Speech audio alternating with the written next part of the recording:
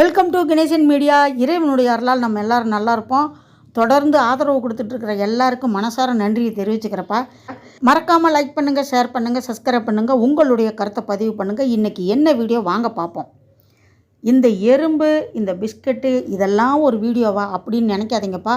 முக்கியமாக இது குழந்தைங்க இருக்கிற வீட்டில் எல்லாருக்குமே இது கண்டிப்பாக இந்த வீடியோ உபயோகமாக இருக்கும். அதனால தான் போடுறேன். ஏன்னா நான் செஞ்ச தவறை நீங்கள் செய்யக்கூடாதுங்கிறதுக்கு தான்.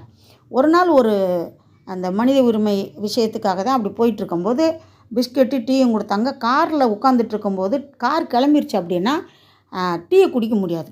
டீயை ஃபஸ்ட்டு குடிச்சிட்டு பிஸ்கெட்டை அப்புறம் சாப்பிடலான்னு நினச்சோம்.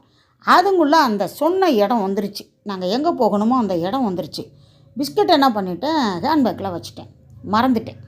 அதுக்கப்புறம் அந்த பிஸ்கெட்டை பற்றி நினைக்கலை. நைட்டு வீட்டுக்கு வந்தேன். ஒரு 10 மணி இருக்கும். ஹேண்ட்பேக்கை வச்சுட்டு அதுக்கப்புறம் கைகளை கழுவிட்டு சாப்பிட்டுட்டு தூங்கிட்டு அதுக்கப்புறம் மறுநாள் காலையில் 9 மணிக்கு அந்த ஹேண்ட்பேக்கு எடுத்துக்கிட்டு கிளம்பிட்டேன். இந்த சோத்துக்கை பக்கம் தானே போடுவோம். இந்த எறும்புக்கு என்னடா ஒரே இடத்துல இருந்தோம், திடீர்னு நம்ம எங்கேயோ பறந்து போகிற மாதிரி இருக்குது அப்படின்னு ஹேண்ட்பேக்குள்ளே இருந்த எறும்பெல்லாம் அப்படியே லைட்டாக வந்து எட்டி பார்த்துருக்கும் போல். பார்க்குறது சும்மா இருக்குமா, நம்ம கை இருக்கும்போது அது லேசாக நம்மளை பிடிச்சி கடிக்க அப்படியே ஊற. நான் அதை கவனிக்கலை. என்னமோ ஒன்று இந்த முடியா ஏதோ ஒன்று நம்மளை அப்படியே ஒரு டிஸ்டர்ப் பண்ணிக்கிட்டு இருக்கு அப்படின்ட்டு இந்த நம்மளுக்கு இந்த இடத்துல ஏதோ ஒன்று அப்படின்னு கையை மட்டும் இப்படி சுற்றிக்கிறேன், இப்படி அசைச்சிக்கிறேன். ஹேண்ட்பேக் கூட சேர்த்து என்னுடைய கையை அந்த ஹேண்ட்பேக்கில் வச்சு உராசிக்கிறேன். அப்போத்தான் பார்த்துட்டு அம்மாவுக்கு ரொம்ப அந்த தோல் பட்டா அதான் முட்டி வெளி இதெல்லாம் சொல்கிறோம்ல, வலிக்குது போல். இங்கே கூட அம்மா இப்படி பண்ணிகிட்ருக்காங்க. நாங்கள் நம்ம எதுக்கு பண்ணுறோம்னு தெரியாமல் இதையெல்லாம் சொல்லக்கூடாதுன்ட்டு, ஆமாம் தம்பி அப்பப்போ வலிக்கும்போது நான் இப்படி பண்ணிக்கிறவேன்னு சொல்லி சமாளிச்சிட்டேன். மனசுக்குள்ளே வடிவேல் சார் டைலாக் போட்டுக்கிட்டேன். அவங்க எடுக்கிற முடிவு நம்மளுக்கு சாதகமாகத்தான் இருக்குது அப்படிங்கிற மாதிரி கை வலியை சரி பண்ணுறதுக்கு அம்மா அப்படி பண்ணுறாங்கன்னு அவங்க நினச்சிக்கிறாங்கல்ல அப்படின்னு. அன்றைக்கி போய் 1 மணி நேரத்தில் டக்குன்னு வந்துட்டேன். ஹேண்ட்பேக்கை கொண்டு வந்து அந்த டேபிளில் வச்சுட்டேன். மறுநாள் பார்த்தா அந்த எறும்பெல்லாம் சொந்த பந்தம் எல்லாரையும் கூப்பிட்டு வந்துருச்சு. நிறையா இருக்குது நம்மளுக்கு உணவு பொருள் அப்படின்னு. அங்கே ஒரு துண்டு வச்சுருந்தேன். அந்த துண்டில் இது போய் எட்டி பார்த்துருக்கும் போல், துவைச்ச துண்டாக இருக்குது, அதுக்குள்ளே ஏதாவது இருக்குமான்னு. அங்கே ஒன்றும் இல்லை. ஆனால் 1 2 அந்த வர்ற வழியில் அந்த துண்டில் ஏறி வந்திருக்கும் போல். அந்த துண்டை எடுத்து மூஞ்சி தொடச்சா மூஞ்சிலையும் அங்கங்கே ஒரு மாதிரியாக இருக்குது. கவனிக்கலை. தொடச்சிட்டு நான் பாட்டில் என் வேலையை பார்க்க ஆரம்பிச்சிட்டேன். அப்புறமா தேப்பா பார்த்தா நல்ல வேலை, இவ்வளவு எறும்போடு நான் ஹேண்ட்பேக்கை தூக்கி தோளில் போட்டுக்கிட்டு வெளியில் போயிட்டு வந்தேன்னா கண்டிப்பாக பைத்தியம் முடித்தவ மாதிரி நான் பாட்டில் கையை காலெல்லாம் உதறிக்கிட்டு தான் வந்திருக்கணும்.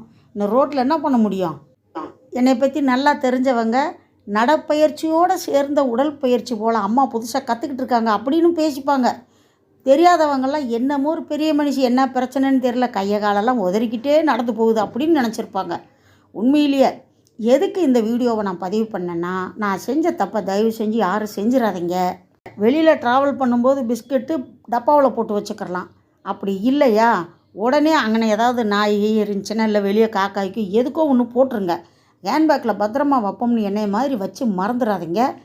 முக்கியமாக சின்ன குழந்தைங்க இருக்கிறவங்க இந்த மாதிரி வச்சுட்டு நம்ம வாட்டில் குழந்தைய தூக்கிட்டு ஹேண்ட்பேக்கை தூக்கி போட்டுட்டு போயிட்டோம்னா என்ன ஆகுறது? குழந்தைங்களுக்கு பாவம் கடிச்சு அது எதுக்கு அழுகுதுன்னு தெரியாமல் வேறு பிரச்சனை ஆயிரும். அதனால் பிஸ்கெட்டு மிச்சம் இருந்தால் டப்பாவில் போட்டு டைட்டாக மூடி வைக்கணும். அப்படி இல்லைன்னா 1 2 தானே தூக்கி ஓரமாக ஒரு இல்லாத ஜீவனுக்கு கூட நம்ம போட்டு வந்துடலாம். இந்த அனுபவம் எனக்கு ரொம்ப கஷ்டத்தை கொடுத்துருச்சுப்பா. அந்த துண்டு எடுத்து முகம் தொடச்சேன்னு சொல்லும்போது இந்த எறும்பு கடிச்சிருக்கும் போல். அது ரொம்ப குட்டியாக இருக்குது, இதாவது பரவாயில்ல, அப்போ தான் பிறந்து வந்திருக்கும் போல். முகத்தை அப்படியே சுரண்டுறேன் கையில். எதுக்கு சுரண்டுனேன்னு எனக்கே தெரியல. வெள்ளை துண்டாக இருந்தால் தெரிஞ்சிருக்கும். அதுவும் ஒரு மாதிரி சந்தன கலரு. அதை கவனிக்கலை நான். ஜாஸ்மினுங்கிறவங்க அம்மா ஆட்டோ வந்துக்கிட்டு இருக்கு ரெடியாகி வாங்கங்கிறாங்க. நான் இங்கே முகத்தை போட்டு தேய்ன்னு தேய்ச்சிட்டு என் வாய் வேற அங்கிட்டு இங்கிட்டு கோணையாக போகுது. என்ன பண்ணுறதுன்னே தெரியலை. நானே கண்ணாடியை பார்த்து நானே சிரிச்சுக்கிட்டு அதுக்கப்புறம் கிளம்பி போயிட்டு அன்றைக்கி கொஞ்சம் சீக்கிரம் வந்ததுனால தப்பிச்சிட்டேன். இதுக்காகத்தான் அந்த காலத்தில் பார்த்திங்கன்னா வெள்ளை துணியை தான் விரித்து அதில் குழந்தைய படுக்க வைப்பாங்க. ஏன்னா சின்ன எறும்போ தூசியோ வந்தால் தெரிஞ்சிடும், உடனே அதை நம்ம சரி பண்ணிக்கிறலாம் அப்படின்னு. நல்ல வேலை கார் பக்கம் நான் ரைட்டு சைடு உட்காந்துட்டேன். ஒருவேளை இந்த சைடு லெஃப்ட் உட்காந்து ரைட்டு சைடு வேறு யாராவது உட்காந்துருந்தால் அவங்களுக்கு சேர்ந்து கஷ்டமாக இருந்திருக்கும்.